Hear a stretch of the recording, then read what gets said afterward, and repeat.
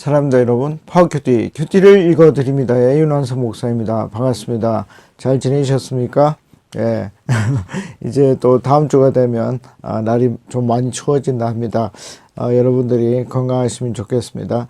자, 여러분 큐티 열심히 하고 계십니까? 여러분 큐티를 열심히 하시면 여러분들이 구원을 받는데도 굉장히 도움이 되겠지만, 또 날마다 하나님의 음성을 들으면서 여러분들이 구원의 확신을 얻는데 큰 도움이 될 것입니다.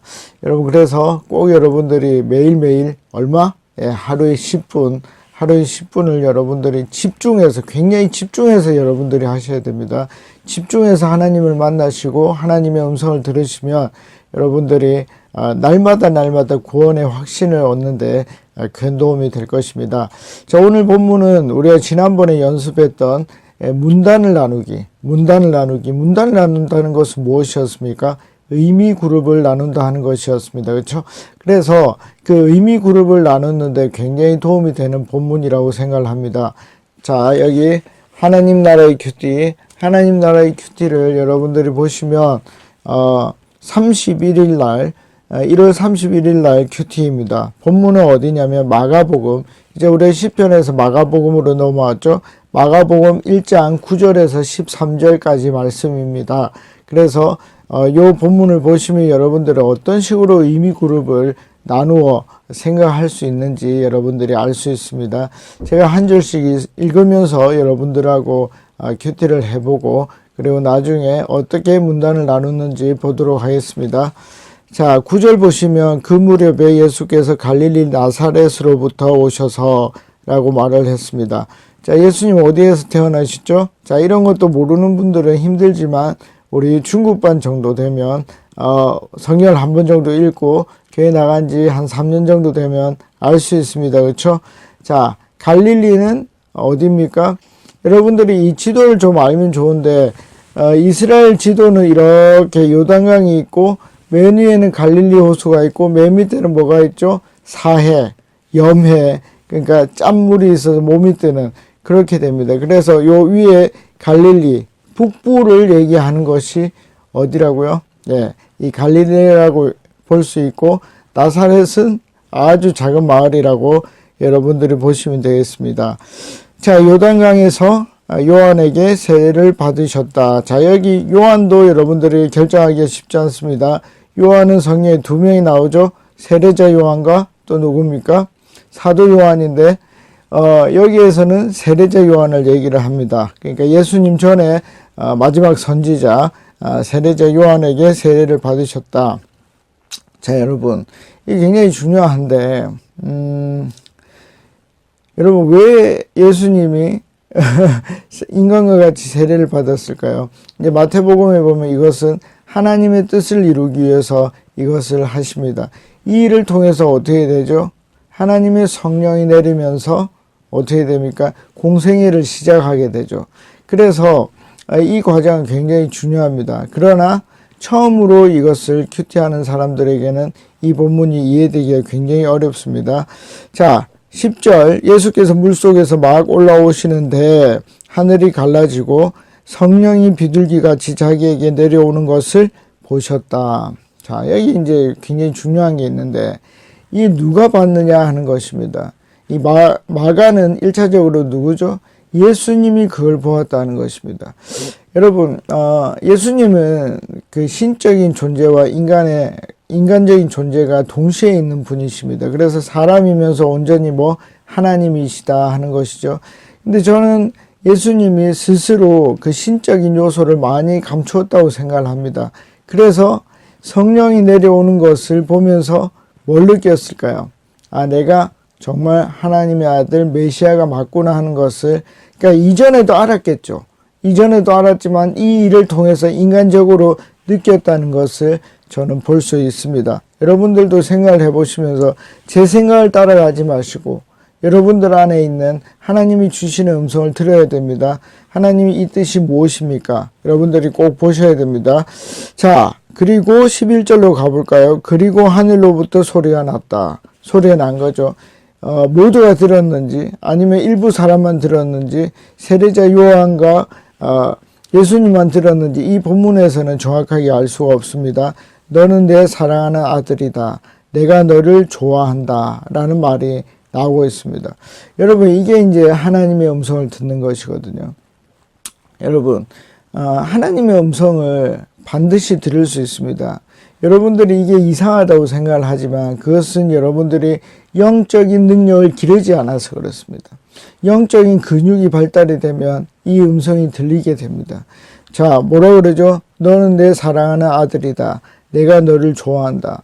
이것은요, 우리의 생각이 발전되어서 그러할 것이다 하는 것이 느껴진 게 아닙니다. 자, 이게 제가 말씀을 드렸듯이 논리적인 전개를 통해서 너는 내 아들이다, 내가 좋아한다 라는 말에 이런 게 아니다 하는 것입니다. 뭐죠? 논리적이지 않은 거죠. 그냥 주어진 것입니다. 누구로부터? 하나님으로부터. 그래서 이 과정이 중요하고, 오늘 좀 제가 말씀을 드리고자 하는 것은, 자, 우리 생각과 하나님의 음성이 어떻게 다르냐 하는 것입니다. 첫 번째로 하나님의 음성은 뭐냐면 논리적인 전개를 통해서 오지 않는다는 것입니다. 자, 다시 한번, 우리가 어떤 생각을 해서 하나님이 나를 사랑할 거야, 하나님은 나를 아들로 생각할 거야, 이렇게 해서 하나님의 음성이 들리는 게 아닙니다. 다이렉트로 뭐죠? 이 하나님의 음성을 기다릴 때 어떻게 됩니까? 내가 너를 사랑한다. 한서가, 나는 너를 사랑한다. 너는 내 아들이다. 이 말을 해준다는 것입니다. 그래서 여러분들이 예수를 믿고 나서 어떻게 해요? 하나님이 나를 사랑한다라는 진짜 음성을 여러분들이 들으셔야 됩니다. 그리고 여러분들이 마음을 열정적으로 갖고 기도하시고 하시다 보면 진짜 내 생각이 아닌 하나님의 음성이 들리기 시작합니다. 그것을 여러분들이 들으셔야 됩니다. 두 번째는 뭐냐면 본인이 가진 성품과 정반대의 결론에 이르게 합니다. 예를 들어 나는 성격이 너무 급해요. 너무 급한데 어떻게 된다고요? 예, 너무 급하지만 어떤 결론이 나온다? 예, 성격이 느린 사람의 결론을 얻게 된다는 것입니다. 나는 불같이 화를 내는데 하나님의 음성은 불같이 성질을 내지 않는 그 방법으로 나간다는 것입니다. 그래서 내 본성을 거스린다면 그것은 하나님의 음성에 가까울 것이다 하는 것입니다. 자, 그리고 마지막으로 오늘 다 말을 할 수는 없고 마지막으로 이제 나중에 나오는 내용과 좀 연결을 해서 보겠습니다. 나중에 이제 예수님은 어떻게 되죠? 광야로 나가서 시험을 받으십니다. 그러니까 인간의 본성은 원래 어떻다고요? 고난받기 싫어합니다. 좋은 것이 좋은 것입니다. 그런데 어떻게 된다고요? 내가 하나님과 함께 고난을 받아야 되겠다. 성령과 함께 고난을 받아야 되겠다. 그래서 하나님이 어떤 음성을 주신다? 한서가, 나는 네가 나와 함께 고난 받았으면 좋겠다. 세상에서 고난 받았으면 좋겠다 하는 음성이 들립니다. 여러분, 그래서요, 이 하나님의 음성이 안 들리는 것이 아니라 듣기 싫을 수는 있습니다. 왜냐하면 내 본성을 거스르기 때문입니다. 내가 게으른 사람인데 하나님이 나는 네가 좀 근면했으면 좋겠다. 부지런했으면 좋겠다. 그러니까 듣기 싫은 것이지 안 들리는 것이 아닙니다. 자, 이거 여러분들이 아셔야 됩니다. 그래서 한성아, 나는 너와 내가 함께 이 세상에서 고난받았으면 좋겠다. 그렇게 하면 듣기 싫지만 실제로 하나님이 말씀하신 것입니다. 자, 이거를 여러분들이 꼭 아셔야 됩니다. 자, 그리고 이제 문단 나누기 굉장히 중요한 건데, 문단을 나눌 때 중요한 게 뭐라 그랬습니까? 상황이 전환된다 했습니다. 다시 한번, 상황이 전환된다. 우리는 전과에 나와 있는 문단 나누기 답을 찾는 게 아닙니다. 나에게 있어서 중요한 것을 찾아내는 것입니다. 그래서 전환이 이루어지죠. 뭡니까? 요 앞부분은 11절까지는 뭡니까? 세례를 받는 장면이지만 12절부터는 뭐죠? 예수님이 광야에서 고난받는 것을 얘기하십니다. 자, 한번 보겠습니다. 12절. 그리고 곧 성령이 예수를 광야로 내보내셨다. 자, 성령님이 내려와서 한 것이 뭐냐면 이 고난받게 하는 것입니다. 13절. 예수께서 40일 동안 광야에 계셨는데 거기에서 사탄에게 시험을 받으셨다. 자, 여기 마가복음에서 재미난 건 뭐냐면 마태복음에서는 40일 금식이 강조가 되었지만 여기에서는 뭐죠? 그냥 시험 받았다는 것만 강조되고 있습니다. 그러니까 우리가 40일 금식한 거에 너무 집중하지 않아도 될 수 있다는 것입니다. 자, 요것이 이제 나중에 고급반에 배경 지식을 알고 나면 마태복음과 연결되는 걸 알 수 있지만 중급반에서는 이걸 몰라도 아무 상관이 없습니다. 예수께서 들짐승과 함께 지내셨는데 천사들이 그의 시중을 들었다. 이게 뭐죠?